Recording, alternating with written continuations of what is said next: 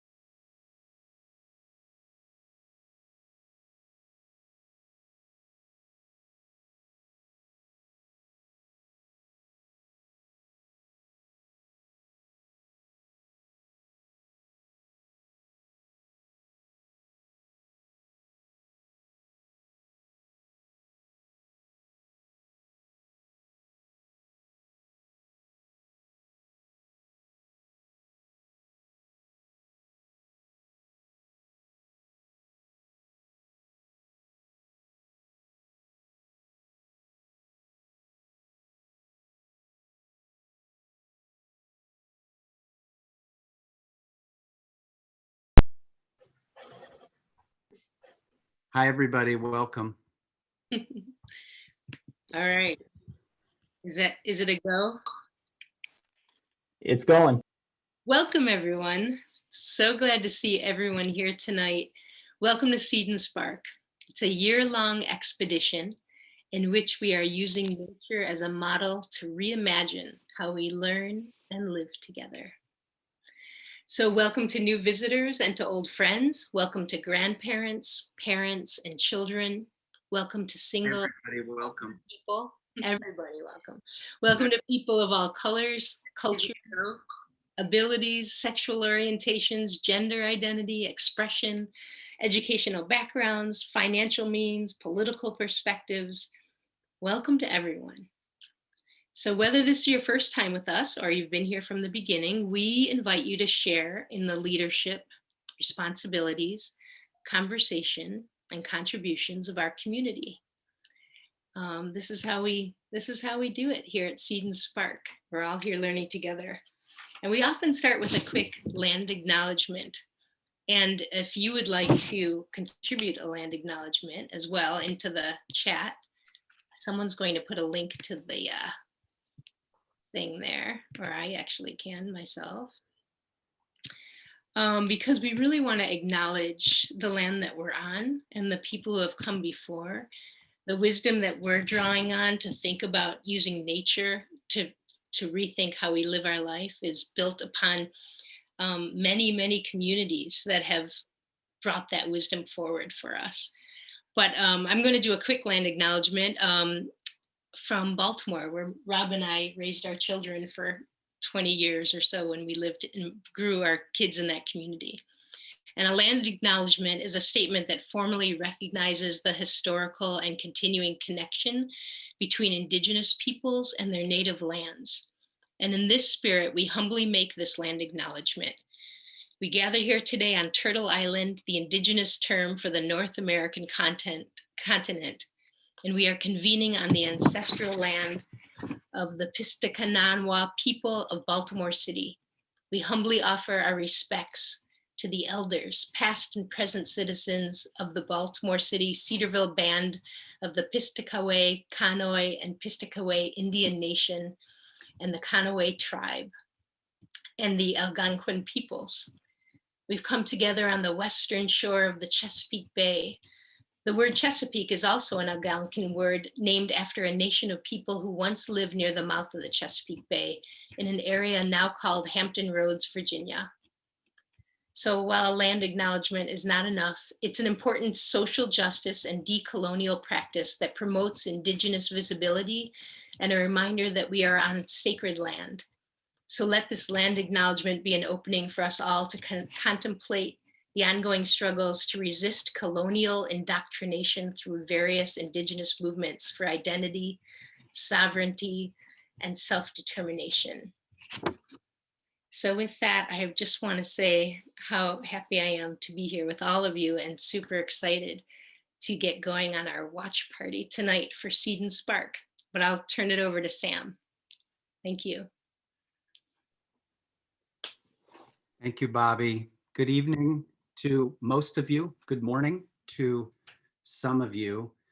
I'd like to actually, we're going to start the show in a second, and we're going to tell you how to do that. But given that we have folks from all over the place, I'd like to just take 3 minutes at the beginning to hold a little space for anybody to say anything that they want to say, to kind of be present in the space. And also I'd like to invite everybody to just say hello to somebody that you don't know in the chat. So let's just show that we're seeing the other squares on our screen. Let's have a little bit of interaction, and let's just have 2 minutes kind of Quaker meeting style. We got to hear Bobby and what she's bringing to this space, but who are some of the other people here, knowing that we're going to be able to watch this show together in a second.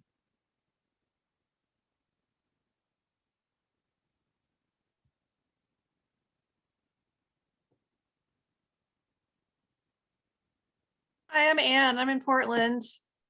I'm excited to see the show. And I've had a lot of Seed and Spark interaction the last couple days, and it's really fun.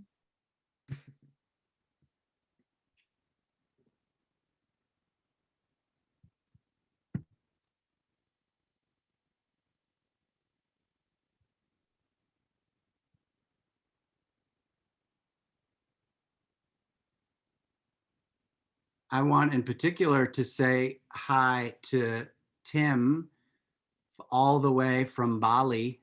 So happy Friday morning to you, Tim. Good to see you here. Thanks so much, Sam. It's a beautiful Friday morning here and just got back from the morning walk, and nice to see friends in North America doing their thing, and really excited to see the work of your team again. Nice to see Jordan and Aaron in real time too. And to those of you I don't know, I'm in Bali and grateful to be a part of this. Thank you. I've always said I was going to run away to Bali, even though I know nothing about it really. It sounds idyllic. I've just come off 11 days in the woods, the Big South Fork National River and Recreation Area. And it is remarkable how different a space I'm in than when we last met just before I went into the woods for 11 days. So I'm very happy to be here tonight and happy to see all of you. Anybody else? Part of the reason I ask is because when you ask, you find out that somebody is just returning from 11 days in the woods.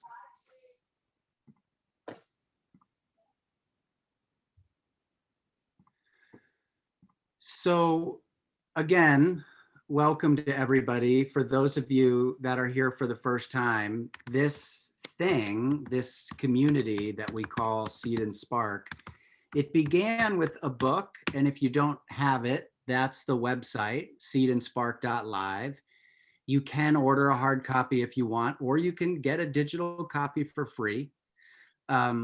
And the book was one way of trying to package a better understanding of nature's design principles, but it's not the only way. And so what then came out of that was an expedition, and that expedition is now ongoing.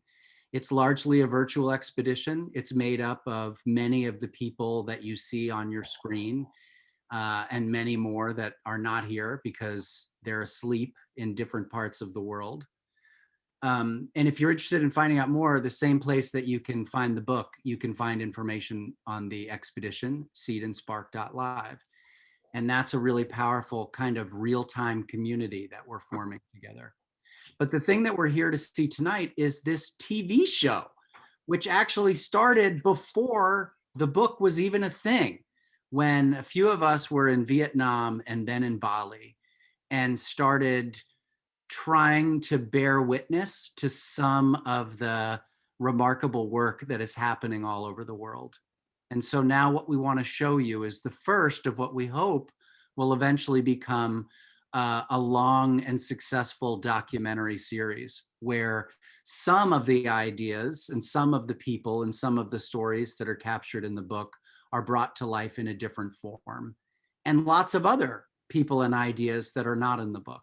So Dave, would you share, the way this is going to work is we're gonna leave the Zoom open. Dave's going to mute everybody though, because the best way to watch the live stream is going to be on the 180 Studio YouTube channel.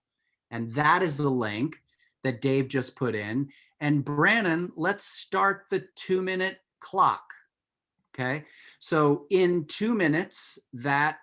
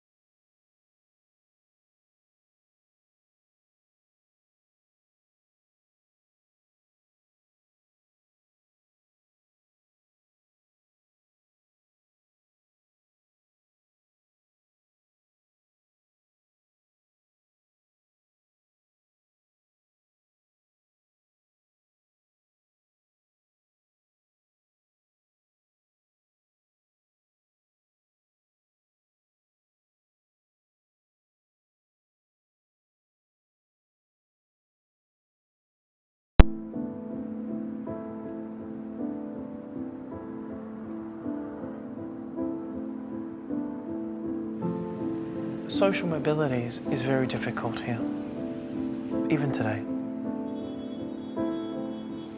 And when your country is war-torn, when 5 million people have died, more bombs were dropped on Vietnam the entirety of World War II.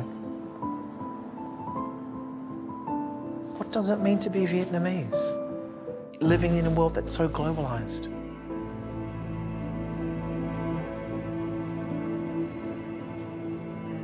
Kids in Vietnam, their pathways are pretty much set by their parents, set by society. Be a doctor, be a scientist, be an engineer. There are a lot of teenagers out there who are just like me, who just love music, but doesn't really have a chance. Music is a fundamental part of life. I think that's a kind of an Asia-wide phenomenon where the arts is not seen as the ultimate goal of life.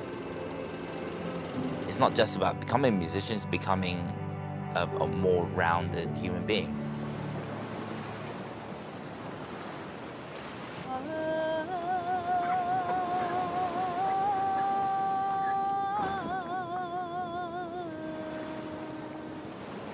Việt Nam đất nước ta ơi, mênh mông biển. So it's natural for parents to worry about their kids. If they go down a path of entertainment, will they be able to, you know, have a great life doing it? But if talent doesn't meet opportunity, then it's nothing.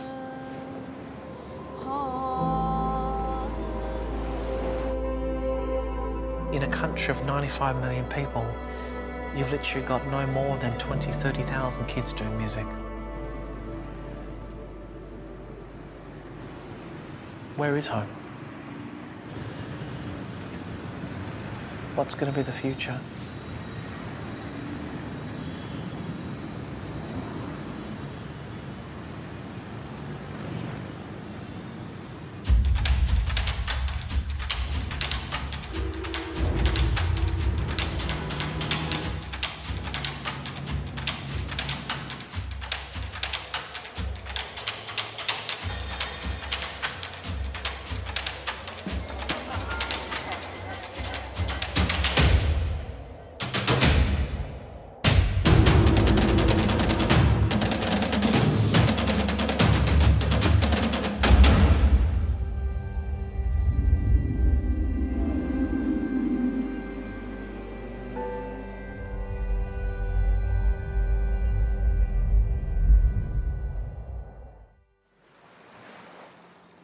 This is where Mum and Dad left, and this is where it all began.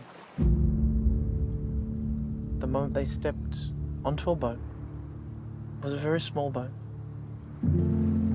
Everyone was sitting like this, all enclosed like that, I think 85 people. They knew that when they left, there's no returning. They were refugees.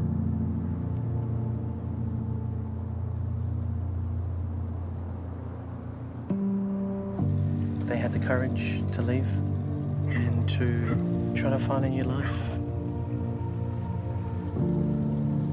in search of a better life than they had here in Vietnam.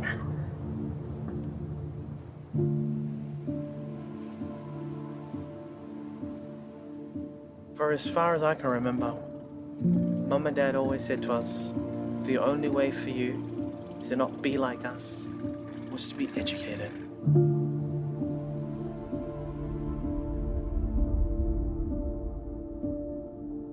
My dad was a potato picker, so I remember him coming home and his body would be full of just, dust and dirt and everything, and I can still remember that smell, that dew at about 6 o'clock in the morning, and the smell of the farm, and I remember my mother saying to me, never smell the earth when it rains, but every time it rains, I'm like, that smells so cool. There was one season where the dew literally killed the crop. I just remember the family working really hard because we'd lost everything. I think as an adult, you look back and you see how interesting, how difficult and how fun it was. But when you're growing up there, the one thing that my parents did so well was to really give us all the possibilities and to never feel that sense of poverty, never feel that you're poor.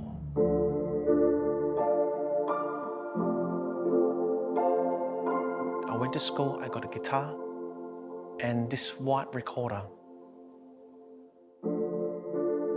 That moment changed my life forever.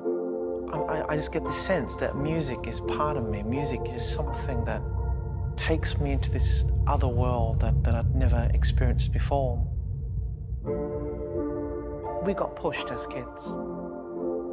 Morning, 6 o'clock, get up, school. If you didn't get 100%, if you weren't perfect, you're no good. It was just the way that it was. Discipline, discipline, discipline. During that time though, it was really interesting because both my parents pushed me in the arts as a, the day, which means like just as an extracurricular thing. They never thought that I would take that so seriously. At the same time, I started to feel this sense of not belonging anywhere. At home, Mum and Dad would be very strong about speaking Vietnamese. There was no English to be spoken at home. But the moment I'd step outside the door, it's, "G'day, mate, how you doing?" And I just felt, okay, who am I? How do I fit in? I felt that to get the respect from the boys, I had to be like them. It's a sense of not knowing sort of who you are. And my father always said to me, "Son, I almost died 3 times getting out for you and your brother."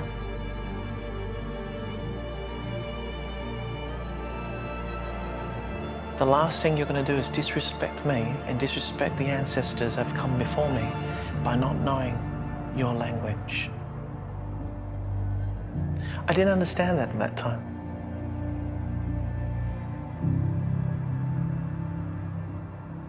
But I think many, many years later, when I came back to Vietnam, I understand why.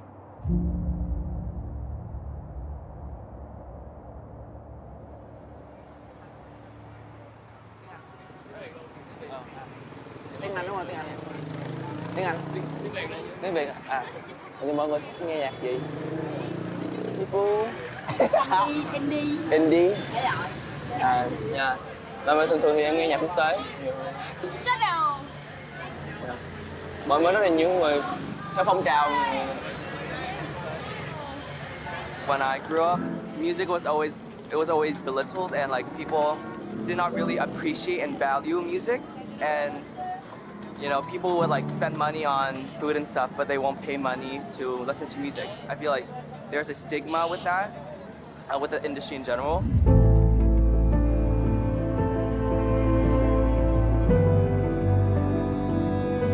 The infrastructure for entertainment and music is very limited here.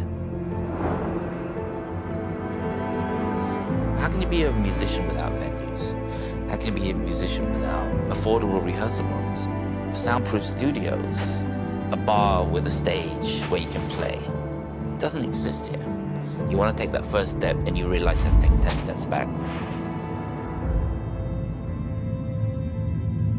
Vietnam is already hectic, and like when I write my songs, I want to be like alone with my mind and my own thoughts.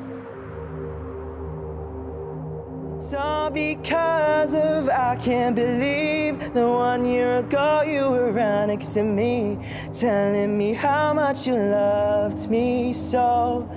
Couldn't let go. Now we're both scarred, both miles apart. You moved on with your life. All my what falls apart, trying to hold on tight, trying to carry on. I should have known.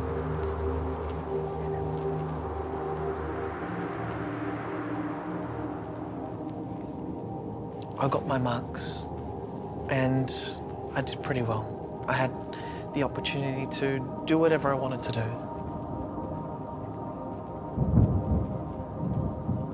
Here's Mum and Dad right in front of me. Every time I think about that moment, my body shakes.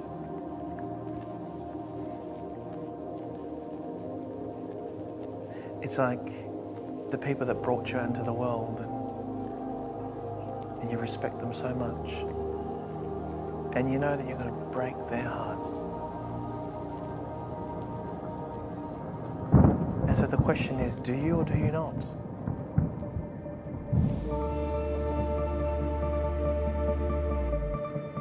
So I sat there and I said, Mum and Dad,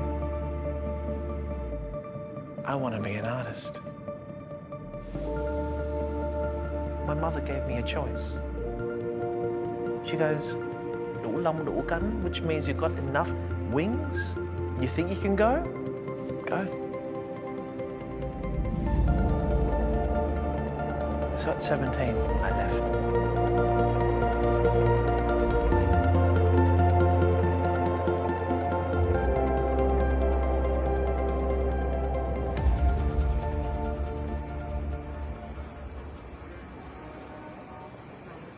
And literally within a couple of weeks, every major producer here had emailed or Facebooked me.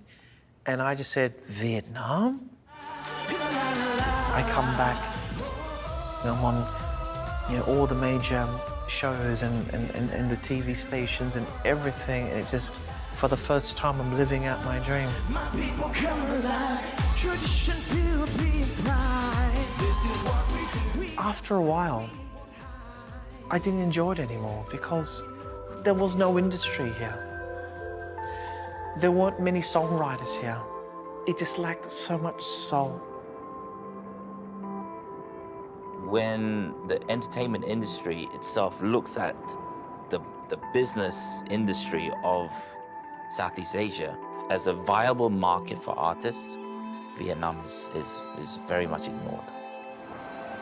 I think the market here, the official figure is 10 million a year, and America is 1.2 billion a year. So it's a huge difference. When I step on the streets of Ho Chi Minh City, there's nothing. Where's a jazz club? There's one jazz club here. Where do I hear live music? Where are the singer-songwriter nights? There aren't. It's literally music-less. I wanted to go back to Australia. Because in many ways, I came to Vietnam to come to terms with what it meant to be Vietnamese. Yet even when I came here, the Vietnamese saw me as a foreigner. I sat down with my wife and I said, Vân, where's the soul in the industry? There's no industry here. There's nothing for me here.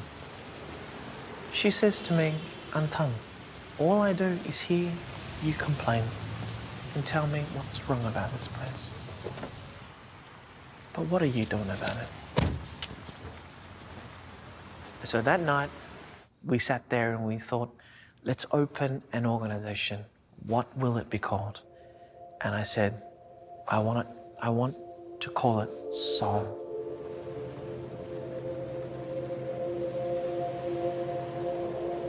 I never realized, though, how difficult it was going to be. How do you open a school here? How do you do that? So I'm not a Vietnamese citizen, I'm an Australian citizen.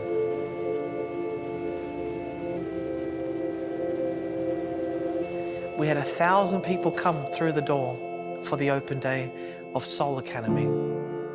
And out of the 1,000 people that came, we had 15 registrations. Was it a stab in the heart? Absolutely.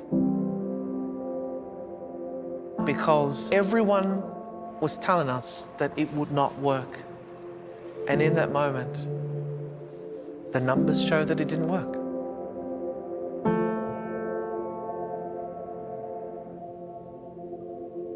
Is the program too westernized?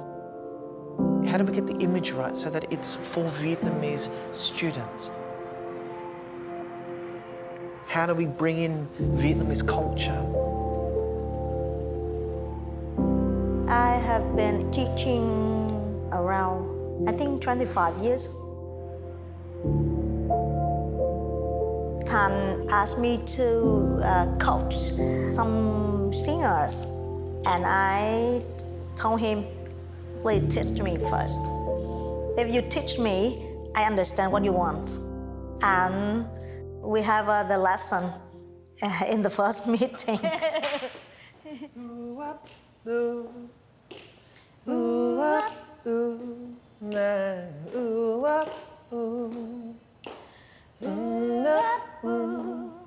Mỗi ngày tôi chọn một niềm vui. Chọn những bông hoa và những nụ cười. And I sat down and said to her, Miss Joying, I have this vision of building a new school called Seoul, that we would have another alternative for Vietnamese children to be able to have access to the arts, but we would bring Western sensibility, better understanding of all the different genres in music, so that one day, maybe one day, we may have Grammy Award winners, Emmy Award winners, Vietnamese superstars who could represent the new Vietnam.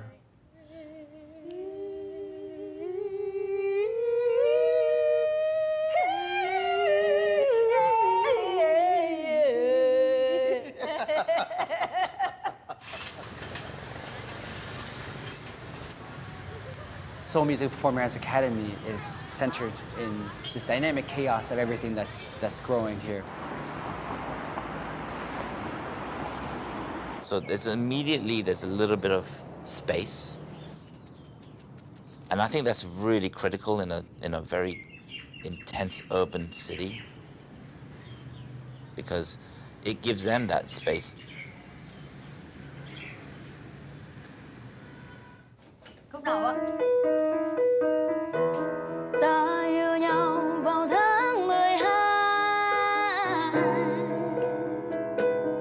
Năm đó đau lạnh xa hết đôi bàn tay.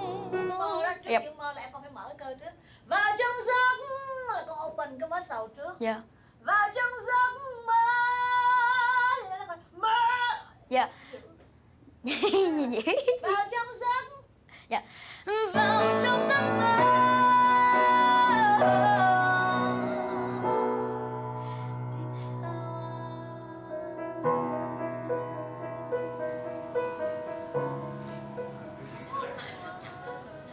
When they can start to express themselves, it helps them with their mental mindset. Because if they don't express themselves, then you keep it in, you internalize it. And then if you're part of this community where you can't speak up, it starts to affect you negatively. And so this is where the I comes in this program. It's okay for you to share with me how you feel. I'll support that. And then how we bring it together with the we thing is, okay, let's dance. I feel like sometimes I just scared that if I speak, will people judge me?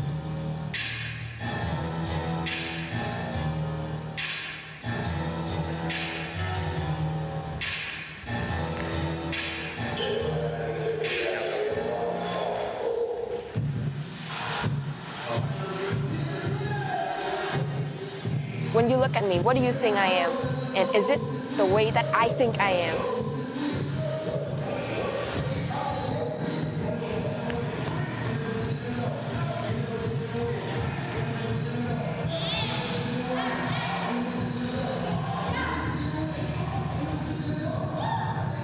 You're a teenager, you're supposed to listen to your parents, you're supposed to listen to your guidance, but it's just a guidance. But they really don't show us to explore yourself.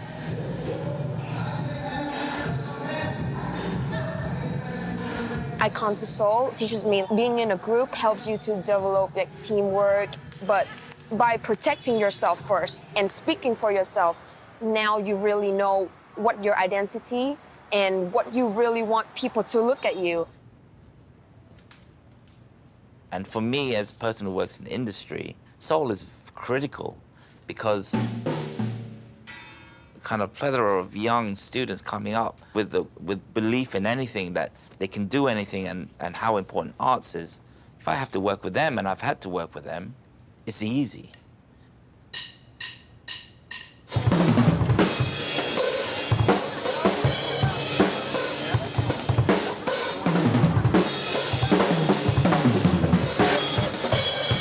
Because we wanted Seoul to be a place where we appreciate Vietnamese culture, but we also want the Vietnamese culture to grow because of other cultures.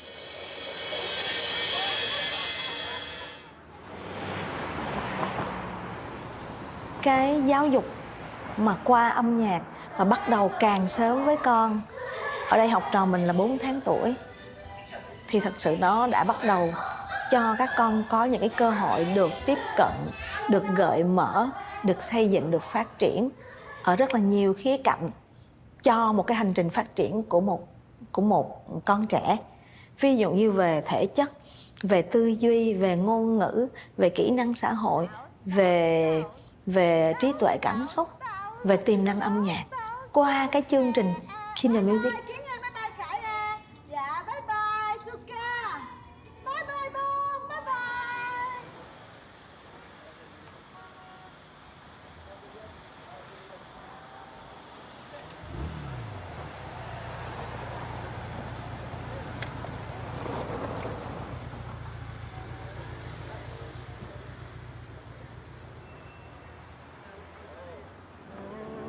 You've got a grip on my mind, and things you couldn't live without playing both sides. There's minimal representation of a full Vietnamese person internationally, and I feel like I want to be, hopefully I want to be someone who can show kids that, you can achieve more than the expectation.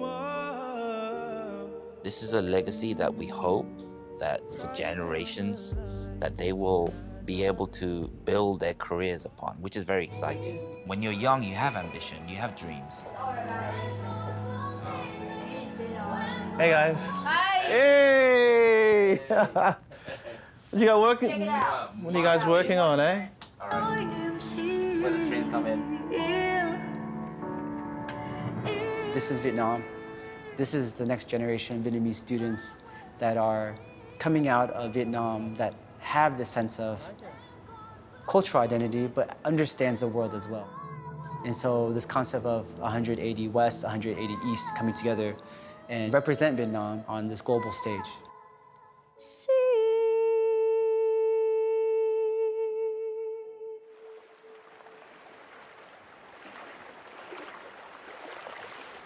I don't think you're ever okay until you know exactly where you're from. And I've been on that journey my whole life. This whole understanding of who am I? Am I Vietnamese? Am I Australian? Straddling between two different cultures and two different sets of identities.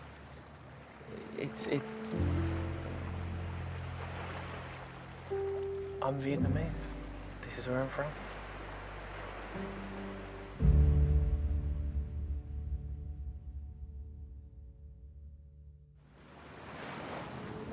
Bao la như biển Thái Bình dạt dào, tình mẹ tha thiết như dòng suối hiền ngọt ngào, lời mẹ em mãi như đồng lúa chiều rì rào, tiếng ru bên thềm trăng ta soi bóng mẹ yêu.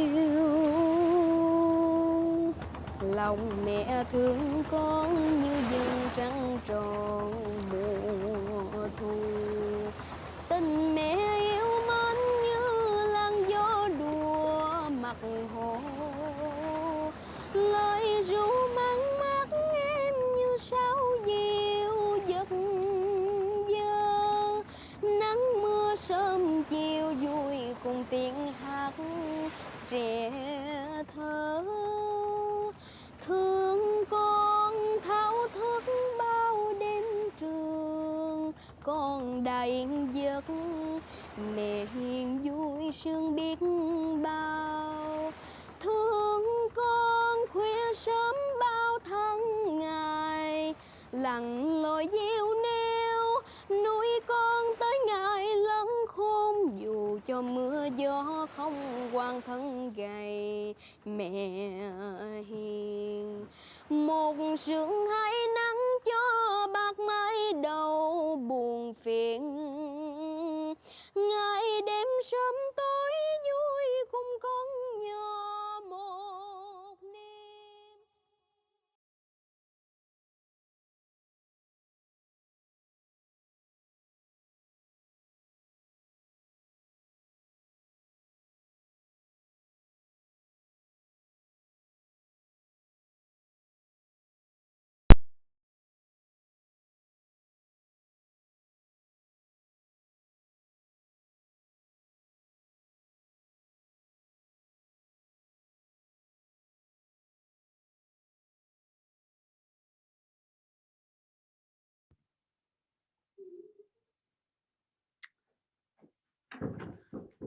Okay, everybody. Welcome back. I would like to invite 3 people to just say something briefly, and then let's have a conversation. And Tan, who just watched this somewhere in Ho Chi Minh City, is also hoping to hop on, and I'm sure you'll be able to have some questions for him. But I want to invite the 2 filmmakers of that beautiful piece, Jordan Daniels and Aaron Baggett, to say something. And maybe can you mute that? Can somebody mute that? Sorry, I'm hearing myself on delay. So if Jordan and Aaron could just tell us a little bit about what this experience has been like for you. And then if my partner, Chung Lei, could also say a little bit about what this experience was like for him. And then let's just have some reactions and kind of a wide open conversation. So Aaron, Jordan.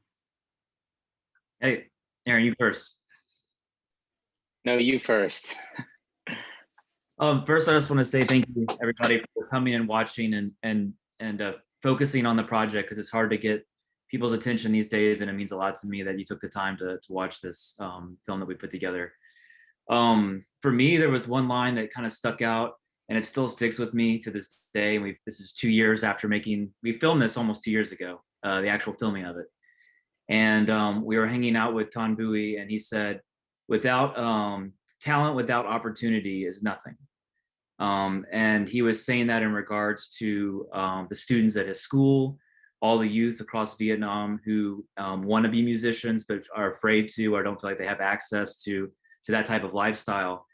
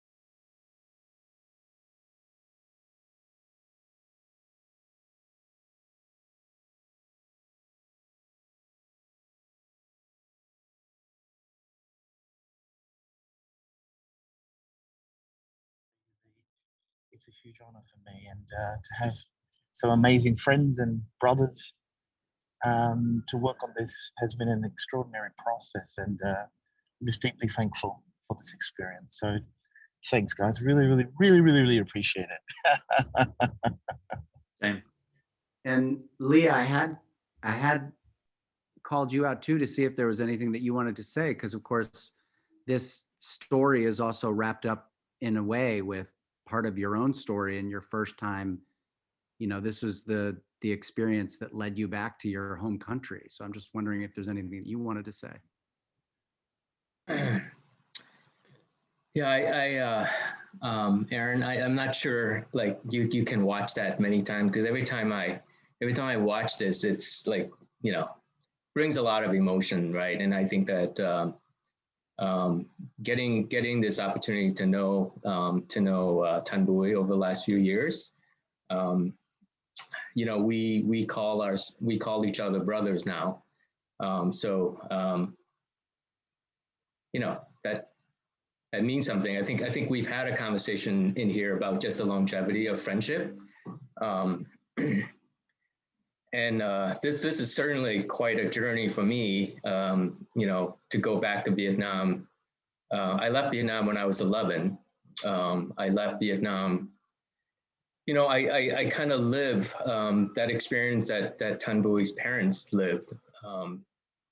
Not to extent, because, you know, they left after the war had ended. We left the day before the war ended, literally hours before the war ended.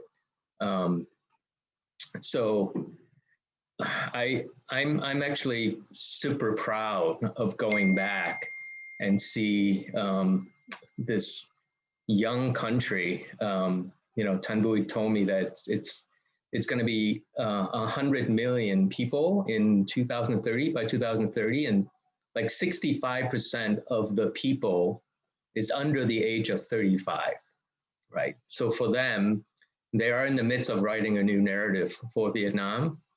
And for me, it's trying to get over and trying to forget the old narrative of Vietnam, right? And so, you know, I'm just super proud of Tan Bui and what he's doing there. And he's really like setting the condition for the next generation to thrive. Like we talked a lot about making decisions for the next 7 generations. And, you know, here's a guy that's doing it right now.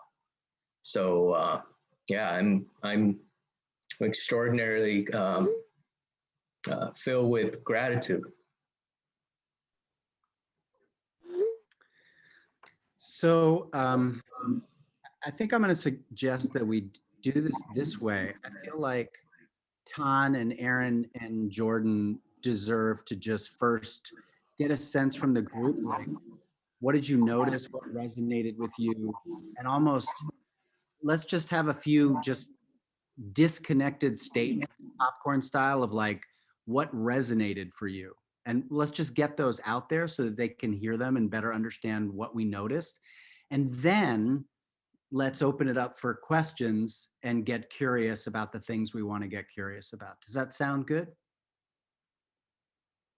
So what's sticking with you after watching that? This idea of a society without music is really haunting, and that's where this started. That haunts me.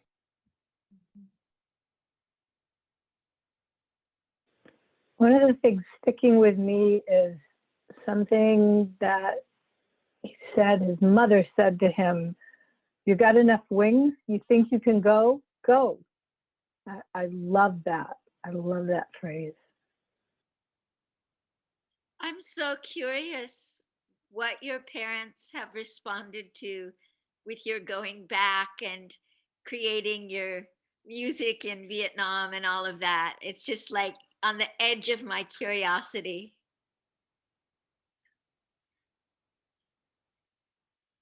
And if they've come back. That'll be the first question, but don't answer it yet, Tan. I found great pleasure in listening to music where I could not understand the words. It was just took me away.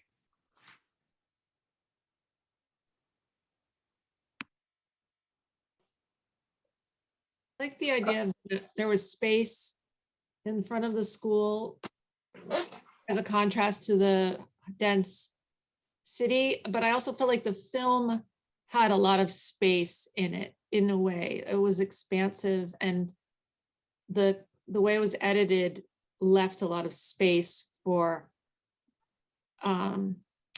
experiencing the content of the film. That was my observation, the juxtaposition between, at the very beginning, this juxtaposition between the shots of the city and the congestion of the city versus the wide open space of the water. Wow, I'm getting, and the boy singing. And that the school, in the full composition of the episode, the school sort of functioned as a middle ground between those two places.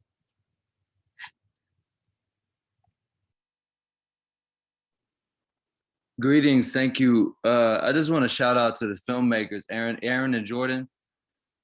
Really well done with the film. I must say about halfway through, I reached a point, I paused it and I said, I love the slow motion. I love the dramatic minor key music, but it's getting a bit too much now. And then I realized right then, I replayed it, and you move now into the present story of the school. So I appreciate the curation of Tan's history and it being almost overly dramatic.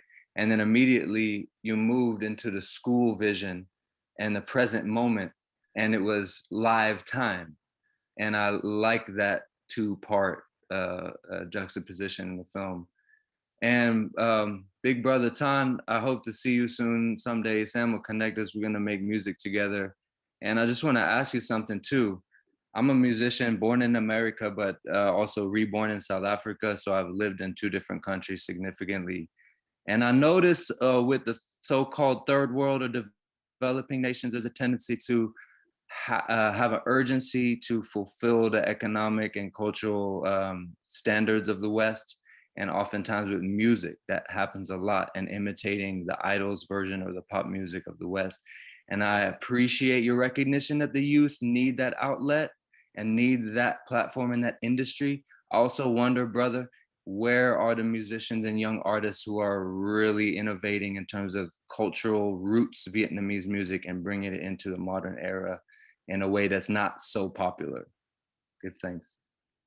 And Tan, I would say now let's just roll with a mixture of questions and comments, because you got 2 now. Kala needs to know what's happening with your family, and Joel just laid out a big one. So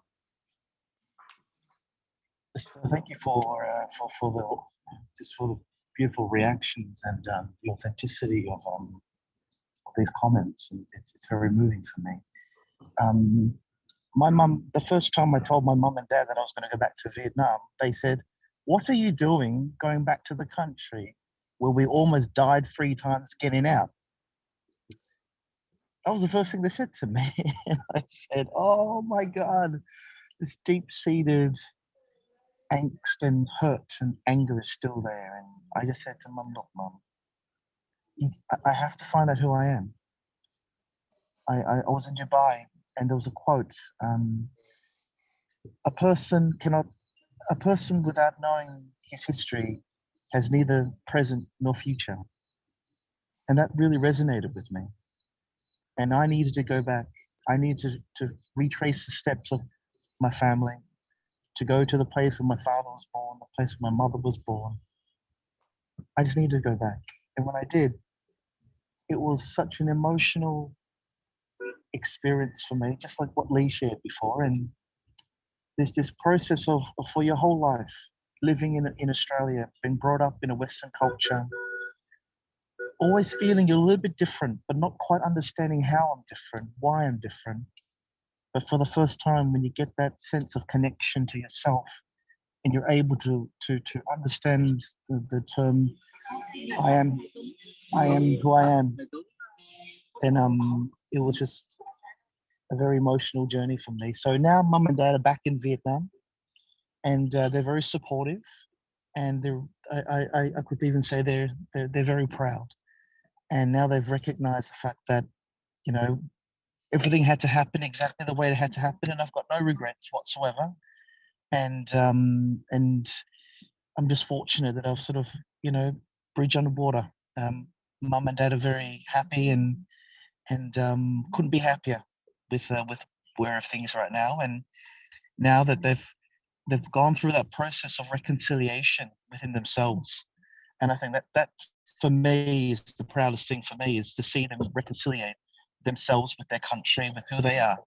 And that's helped us, myself and my family, my little family of 2 boys and my wife, and it's allowed us to really grow from the inside out. And it's been a wonderful experience for me.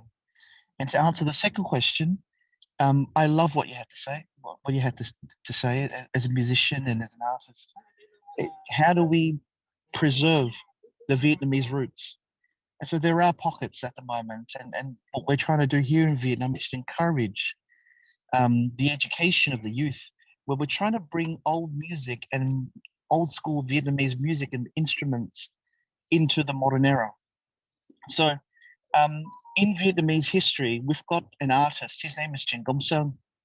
Trịnh Công Sơn is probably the greatest artist, singer, songwriter, poet that Vietnam has created. So we're connecting, his family have asked us to bring his music into a more contemporary setting. So we're working with artists to add rap music, to add a more contemporary feel on production, so that the youth can actually feel, you know, this is something that is palatable for them. And I think it's very important that the indie scene is preserved and not everything becomes commercial. And the problem in Vietnam at the moment is that brands control the music. Brands is where the money is. And so artists are desperate to get brands to fund their music, fund their art. But as we both know, as we all know, when that happens, then the music loses its authenticity. Excuse me. So what we're trying to do is to create an industry, a scene here in Vietnam where people pay for music, we get stronger IP protection, so that we're able to actually build a scene where people can live with their art and be artists in their own right.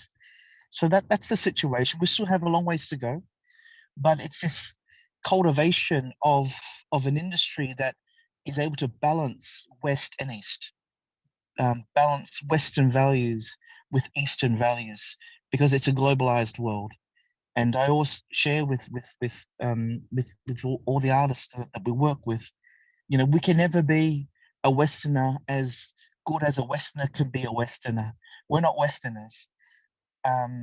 We are Vietnamese, but that does not mean that we do not take the very best of the world, incorporate it to our culture, to bring something unique to the world, and to contribute something that is authentically Vietnamese, but has the influence of Western values. So I hope that answers the 2 questions. Thank you, Tan. Other comments or questions for Tan or for Jordan or Aaron or for one another?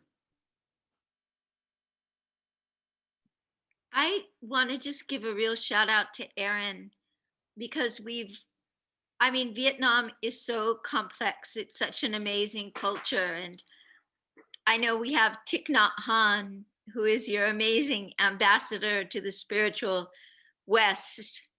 And we have the Vietnam War that was thrown at us. And I know a couple of other things because I've had Vietnamese friends in the culture. But it's such a rich and amazing place, and such a powerful history and identity. And in the West, we get nothing. We don't know, the value of the Vietnamese culture. So even seeing those pictures of Vietnam, it's like new to us, because we didn't get any pictures, for the last 20 years, just because of the arrogance of America, I guess.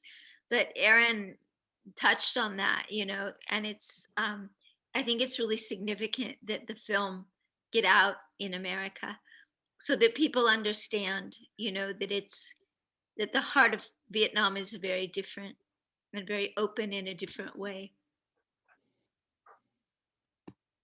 Well, and that is one way that all of you can help is in each of our own respective orbits to try to share these stories and encourage those people to share the stories.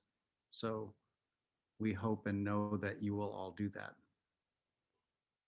But one quick thing that I learned, a lot of the people that we interviewed or came into contact with through Tan's life were like they're all expats from somewhere else, because this event was so catastrophic for this country and these people that they became global migrants in an instant. And it took 20, 30 years for those families to get rooted somewhere else, find a sense of wealth to raise their children, and then have those children come back to rediscover the land that they don't know, that their parents left. And all of that energy coming back to this place in the past, I would say maybe 10 to 20 years, it seems like, and maybe another 10 or 15 years need to happen more. It's just interesting that these people all coming home to a place they don't really know are going to rebirth the country in a different way out of this really extremely, obviously horrible moment in history.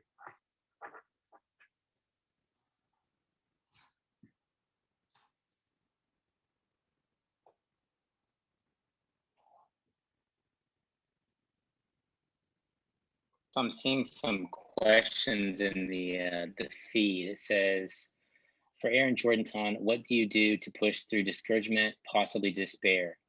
Someone said they concur with the comment, and then someone said yes, what Kim said, how to persist when it seems like the work isn't making an impact or even getting read, seen. I think for us, it kind of happened by the time, so with projects like this, it takes a lot of time to shoot it, edit it, and then also go back with the people that funded it and collaborators. There's a lot of collaboration from the beginning, the middle, and right before the pandemic, right? So right around, I guess December of last year, we finished both the year before last, 2019, we finished both the episodes. And we then started working on what are other episodes? What is the whole series looking like? And we started really brainstorming that and started pitching this out there. And the pandemic hit, and we thought, oh man, this sucks. We can't shoot anymore, but we can at least show it to people. And through that, not a lot of people, it seemed like a lot of people were interested, but no one was really biting into it yet. So that was really tough. But I think that at the end of the day, just persistence for me, is just being able to experience this film with at least one or two people and then talk about it. Just seeing people's reaction to it, whether it's a critique or a comment, shows the engagement. Whereas if you're going to watch something that's not very compelling, people really don't have anything to say. They just kind of keep on going. But the fact that people are remembering a soundbite that to me I put in that I didn't think was that important, and it was kind of like a subconscious moment for the editing to slow down the pace, is really beautiful. So that's how I keep going, just hopefully through relationships. And this is really cool too. Just doing this is kind of like a mini film festival in a way. Yes, yeah, it's cool. My quick thing on that would just be, it's kind of a passport in other people's lives, and that keeps me kind of grounded. No matter what happens with the film when it's done, or even in the post-production process, getting to be on a boat with Tan Bui, a person I barely knew, and having really deep, interesting conversations about his country. It's what a life experience that I get to have. And so a lot of this for me and Tim, who's on the phone, Tim's changed my life. And I stepped on we'll talk about next time, but when I stepped out onto the rice fields in Bali for the first time, almost I thinking about it now, almost falling apart. It's like a spiritual thing. It's like a cathedral. And to have these experiences to just give you all the strength you need to get through all the really, really long, despairing times of does this matter, But the relationships that you build is what makes it worth it. The one thing I would add on that real quick too is, what we found with all of our stuff at 180 Studios, you just do the thing and that leads to the next thing. And you don't know what that thing is going to become, but you need to do that thing. So we had to do this film, and now we're sharing it. And we know that's going to lead to something. We don't know what. But this is a pretty fun start. And we know that there's something worthwhile in the roots of these projects and these stories. And so they will find their way.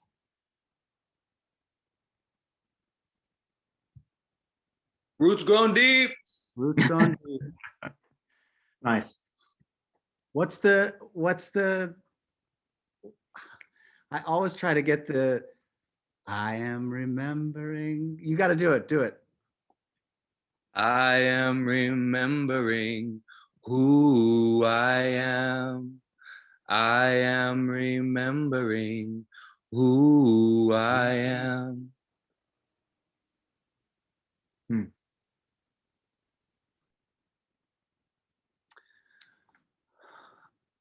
Other questions or comments? About 5 more minutes, and then I think we should all either go to bed or go to lunch, depending upon which hemisphere we're in.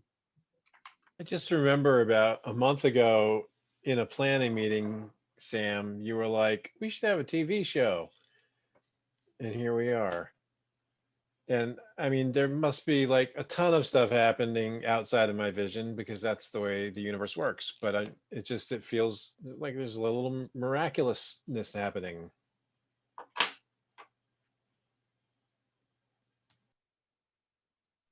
I was really pleased with how the film to me felt like the book, like it felt like the experience of reading the book. And I think one of the things I was aware of is there's a shot at the opening where there's these little beaded fishing lures that are hanging from the edge of the boat. And they're like the most gorgeous fishing lures I've ever seen in my life. And I guess I'm wondering as part of the filmmaking, what was that conversation like? Like you're reinterpreting this great book. Did you start there? Did you ignore it entirely? Like how do you try to tell that story?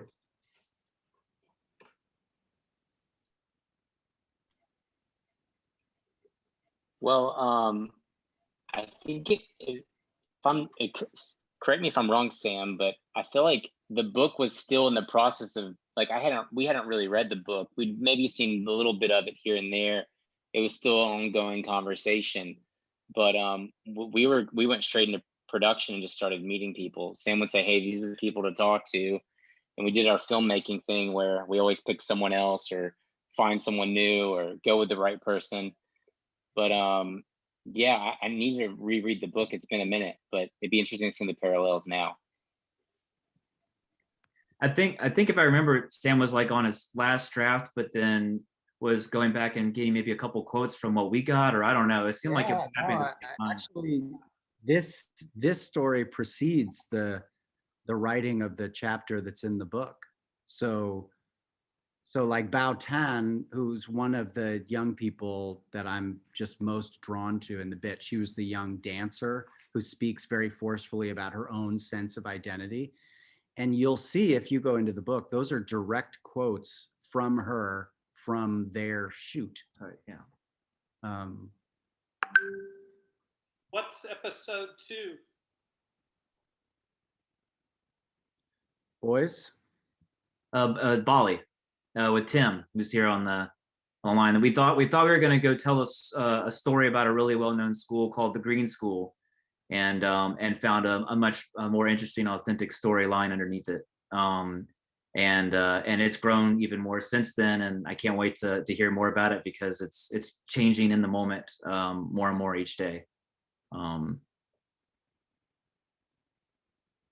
someone said something about Puerto Rico, I saw in the chat, and it's funny because we actually did a kind of a sort of episode in Puerto Rico right after these. So we did these 2 episodes, came back for 2 weeks, and then went to Puerto Rico to go do another project for 180 around a school there called Nuestra Escuela.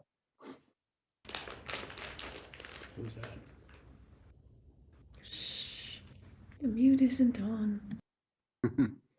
Ross, I'm glad you're interested in the next. Is there a youth or a student and present who can maybe speak to us?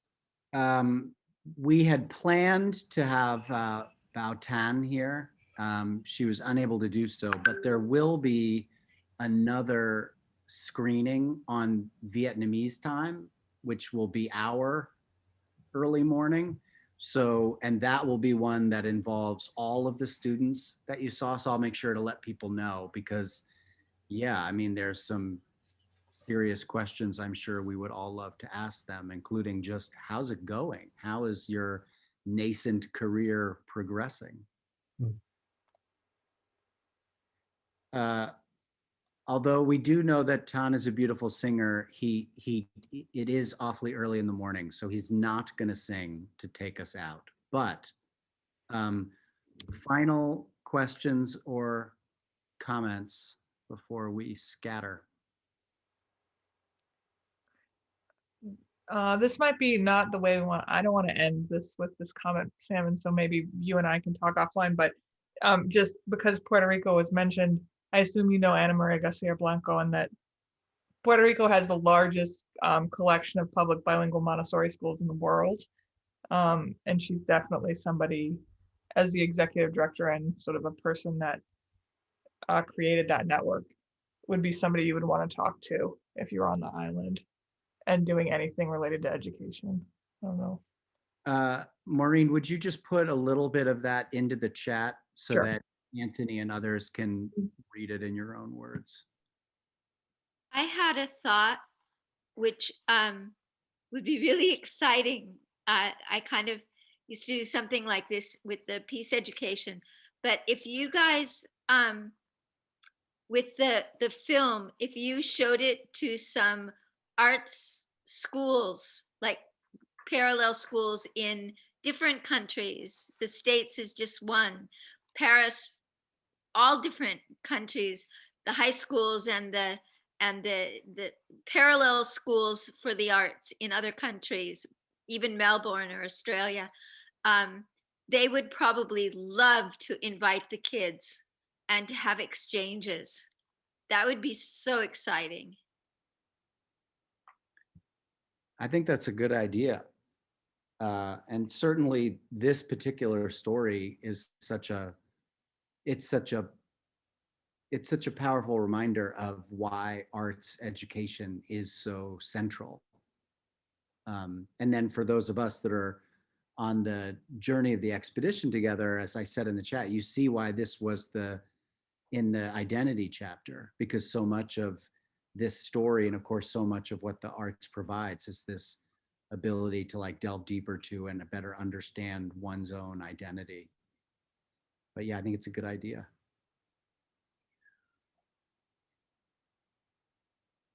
Art heals.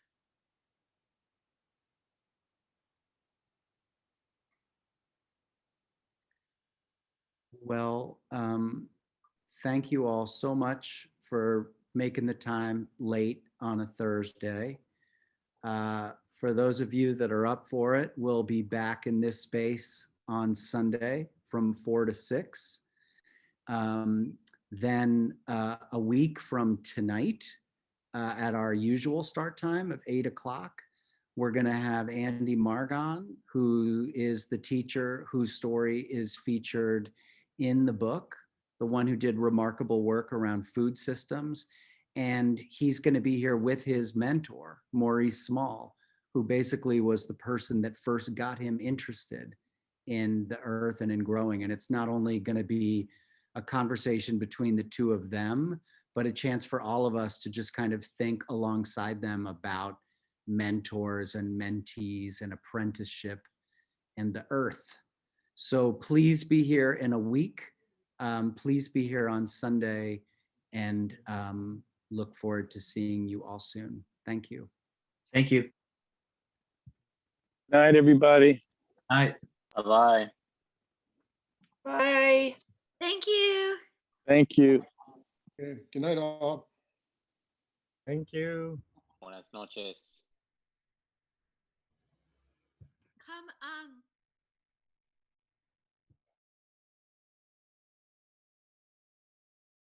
Tan, are you still there?